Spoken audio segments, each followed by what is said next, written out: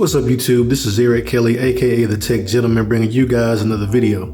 Today we're going to be taking a look at some of the differences between Oreo and the Samsung Galaxy S8 Plus and the Samsung Galaxy S9 Plus. Before I get started, I want to remind you guys to hit me up on Instagram, Twitter, and Google+.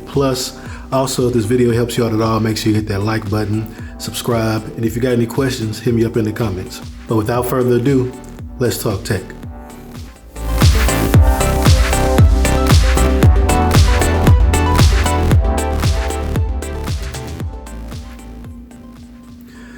Alright guys, like I said, this is going to be pretty much a shimmer fest over here. So I've got the Orchid Gray Samsung Galaxy S8 Plus from Verizon, and I have the Coral Blue Samsung Galaxy S9 Plus for Verizon as well. Thank goodness there's no more tramp stamping going on. I'm glad they cut that out. But what we're going to look at is going to be on the front of the phone. So we're going to take a look at what Oreo looks like on both these devices since the S8 Plus has finally been updated on Verizon. So I got a couple of things I want to point out. One of the first ones is here on the home screen. So we go into the settings on both of them, and we scroll down, you can see that on the Galaxy S9 Plus, which is over here, you've got the option to turn on or off portrait mode on the home screen. So what that does, if I turn that on, hit the home screen and do like this, nothing happens on both of them. But if I go to the S9 Plus and I hit up that portrait mode only setting, turn that off, now when I rotate it, we get a landscape home screen. So that's a very small feature, but it's pretty cool, especially if you're doing something in landscape and you got to bounce to your home screen and you don't want to be thrown out of your experience. At least that's what Samsung thinks we want to do. We'll have to see that. So next couple of things I want to show you are going to be in the camera. All right, so we got kind of drastically different camera apps. I love the way that the camera app is set up on the S9 Plus right now. You got very clearly laid out options going across the top, which if you look at the S8 Plus over here on my left, you got to swipe to the left and there's no indicator or anything letting you know that there are other modes. So I wouldn't be surprised if some people just never know these other modes exist versus the Apple type setup on the S9 Plus over here. So that's one definite difference.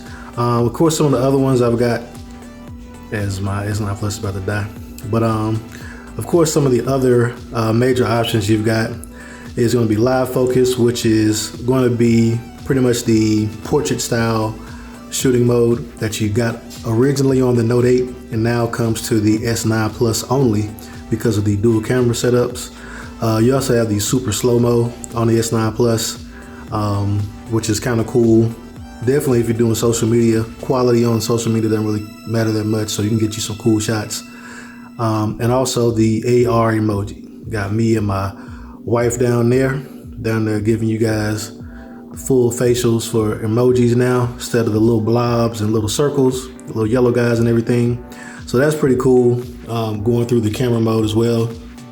Also on the S9 Plus, with the new power of the Snapdragon 845, you now get to shoot at 4K 60 FPS up top up there, and also get to record in HEVC or high efficiency video codec.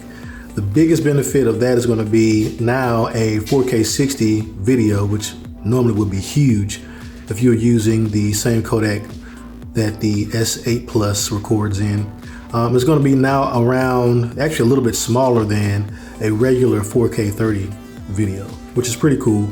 We're getting up there as far as efficiency goes. Now you can record very high quality video and not take up near as much space as it used to, which is pretty cool. I'm liking that.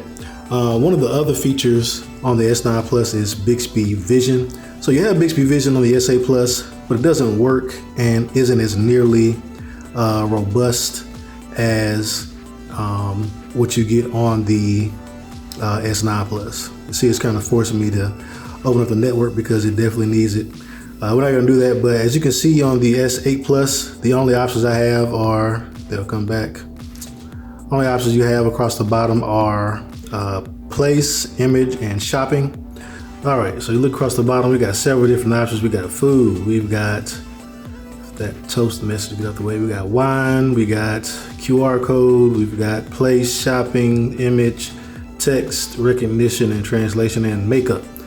So we got several different options. And the food mode, actually, check my channel. I put up a video specifically on the food mode. That is pretty dope. All right, that's something that's pretty cool to try out.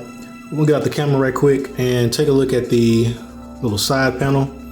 So as you can see, so if you look at my home screen, I have no app icons. Like all I got the little Bixby page turned on for a second, but I have no icons on there, no call, no shortcuts, no anything. That's because as right now I'm using pretty much exclusively Apps Edge. So I got folders in Apps Edge that normally would be on my home screen, and now they're accessible to me pretty much anywhere I go on the phone. You have the same option on the S8 Plus, but you also have something even cooler on the S9 Plus, which is the ability to kind of instantly create a little pop-up window. So if I go to, let's see, say calculator here, if I tap and hold it, I got the option to remove it like the old way, but also now I have the option to drop here for pop-up view, and I go straight into a pop-up view, which is pretty cool. You used to have to either go to multitasking or, you know, open it up and then drag down from the top.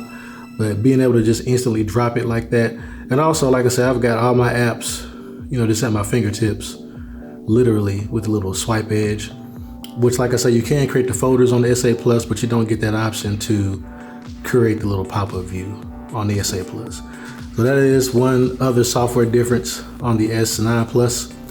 But one more thing that you don't get on the S8 Plus with Oreo, and this is, you know, if you're really like one of those protection freaks and you like to use the OtterBox with the big thick plastic, you know, screen protector and all that stuff, you might notice that sometimes your screen sensitivity takes a drop. Well, one of the great things about AMOLED screens is that you can kind of adjust that on the fly. So if we go down to advanced features and we go down to the bottom down here, we got an extra option right above, right below video enhancer on the S9 Plus, and that's touchscreen sensitivity. So if we bring that up, it says increase the touchscreen sensitivity of the screen for use with screen protectors. Like I said, I actually have a screen protector on my S8 Plus. It's super thin. One of the ones I always go to, Skinomi little wet apply screen protectors. They do get a little, you know, gotta replace them. They get a little dirt at the top or whatever, but they work pretty much with all cases, and they rarely interfere with screen sensitivity. But if you got somebody who likes to use OtterBoxes that come, or just any case that comes with the little overlay, you know, to protect the screen, sometimes you can take a hit on your screen sensitivity. So that's something else that will allow you to make your screen super sensitive. And you know, just another helpful feature, which Samsung definitely kind of gives us everything but the kitchen sink when it comes to that. But this has been a quick video, well, not a quick video, but just an informative video on some of the difference between Oreo on the S9 Plus and on the S8 Plus. Like I said, if this video helped you out at all, hit that like button, subscribe. Got any questions, leave a comment. But until next time, guys, peace.